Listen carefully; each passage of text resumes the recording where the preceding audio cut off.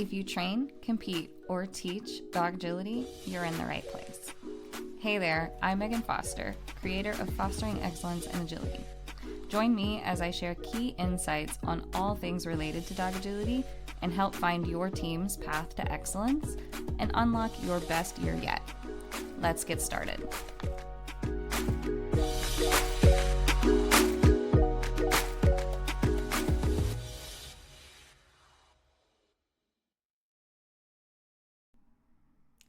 Hello again. Welcome back to the podcast.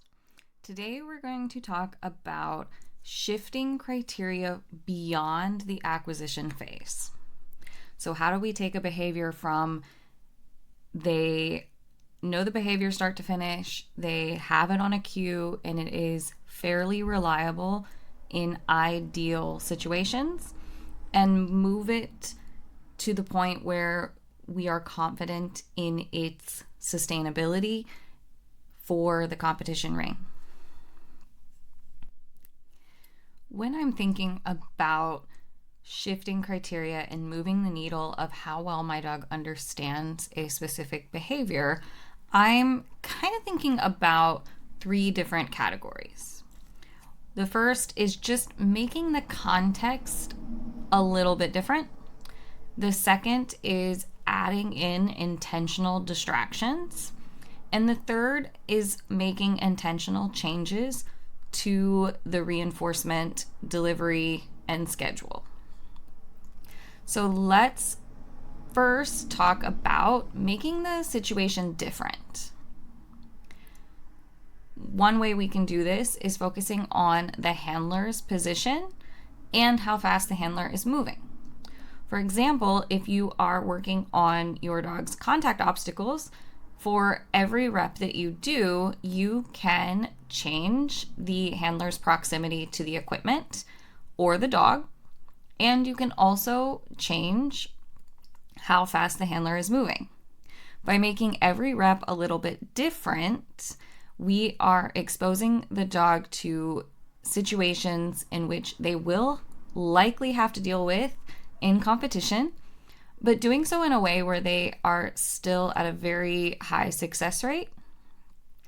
And we are building the confidence that they can complete the behavior regardless of where the handler is or how fast the handler is moving.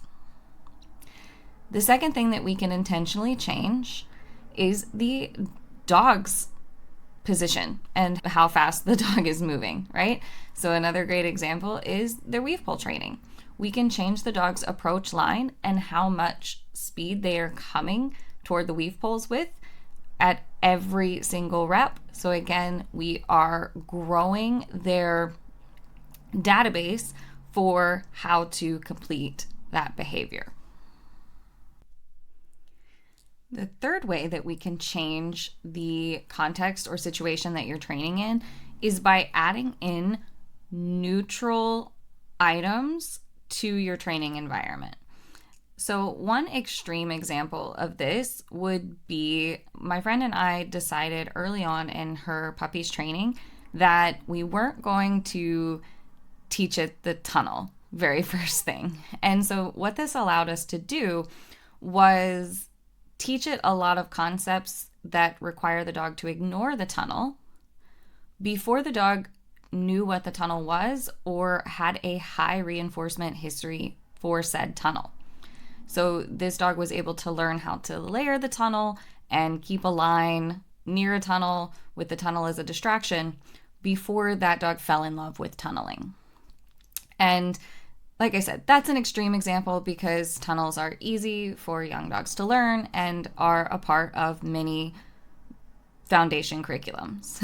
So if you aren't making that decision, which is absolutely okay, you can still add neutral props or items to your training environment just to introduce the concept that the environment will be changing and that doesn't have an impact on the behavior you are trying to train and maintain.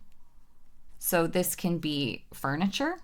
While not neutral, because your dog probably knows about jumping on furniture, sleeping on furniture, and things like that, there's not a huge reinforcement history in a training context. with your living room furniture, or maybe there's not a training history, a reinforcement history with items from your kitchen.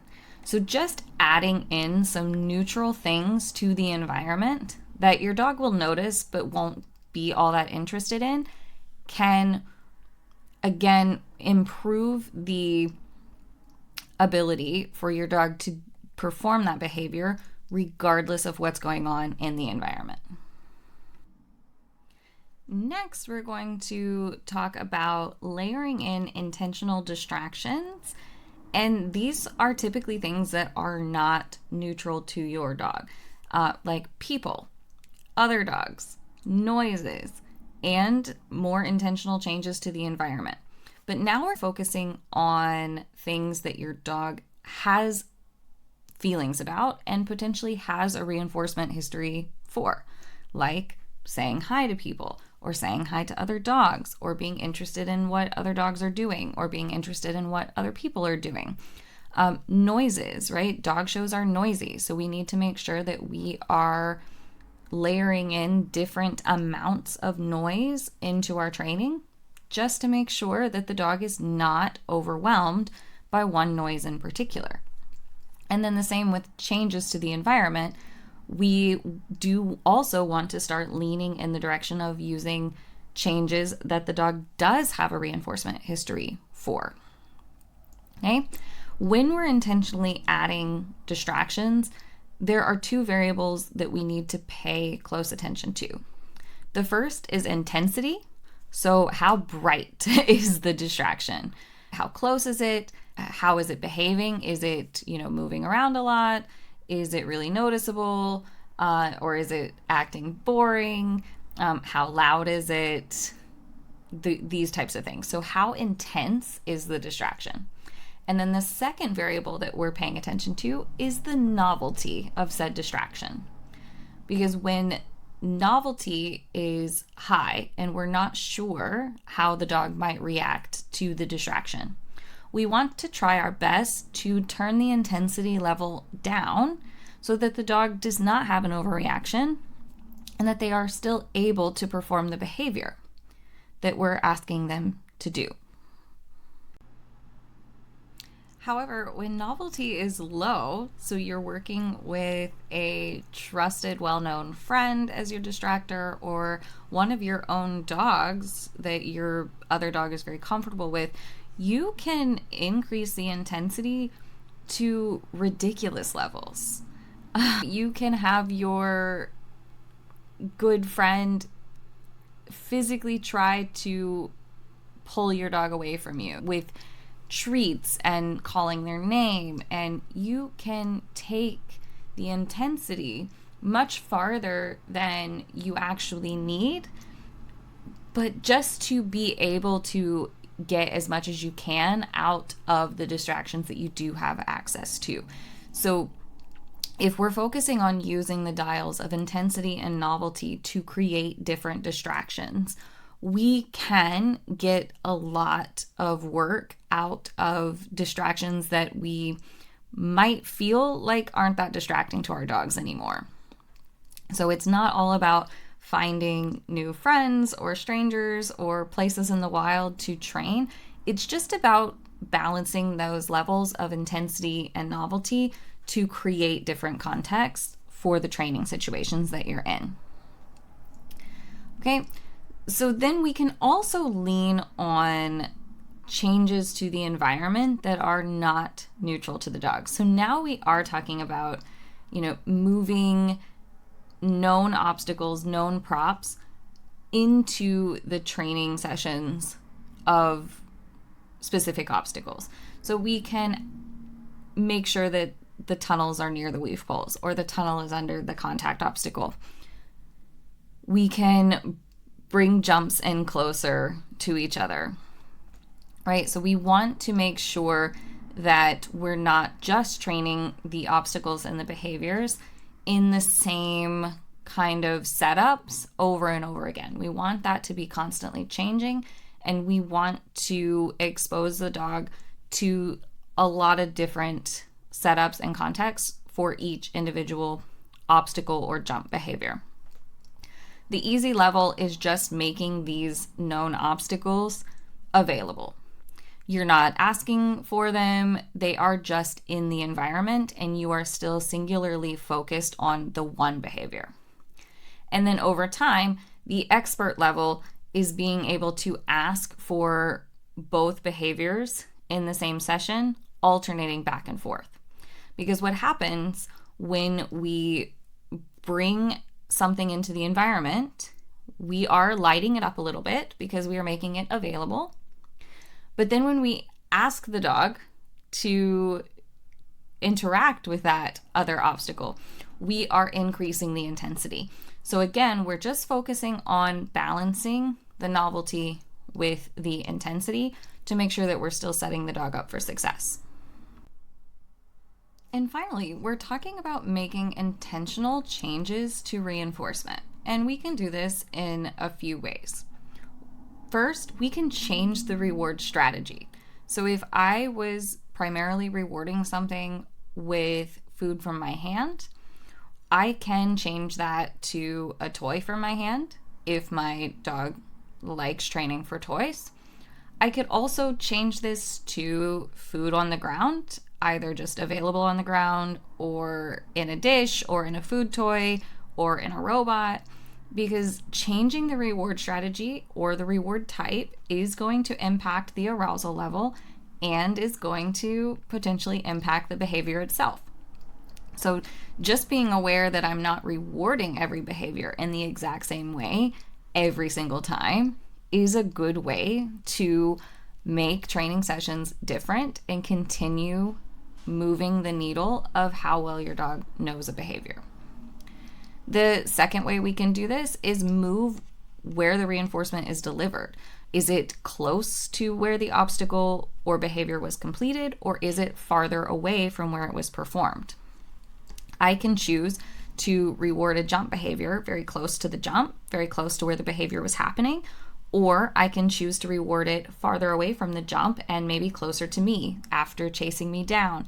This again is going to impact the arousal level, and just changing where the reinforcer is placed or delivered is changing the cue context, which might challenge your dog in unique ways.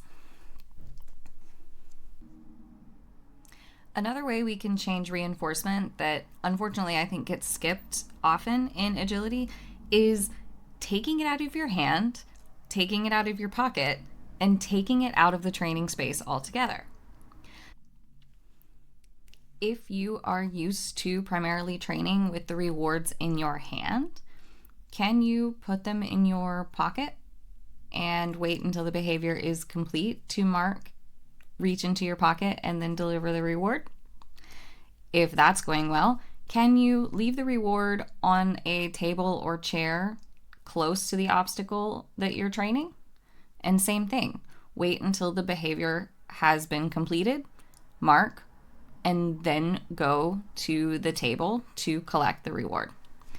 And even more yet, can the rewards be left outside the training space and the dog move a significant distance away from the reward, complete the behavior, and then return outside the training space to collect the reward? Again, these are just ways that we are continuing to test the sustainability of the behaviors and also the motivation behind the behaviors that we're trying to train. And finally, another way to move the reinforcement and challenge the behaviors is to start sequencing some of these behaviors together. And we can start very small. So even if your dog has just learned to take a single jump on verbal cue, you can add a spin, and that spin can be lured. It doesn't even have to be a trained spin on verbal cue. You can physically prompt a spin, verbally cue the jump, and then reinforce the jump. So that way we're introducing the concept at any point in the training that it won't always be a behavior cookie, behavior cookie, behavior cookie experience. Sometimes we have to do multiple behaviors before the rewards at the end. So focusing on changing up how and when you reinforce is just one more way we can increase the fluency of our dog's behaviors. My biggest takeaway here is that you can make every training session a little bit different.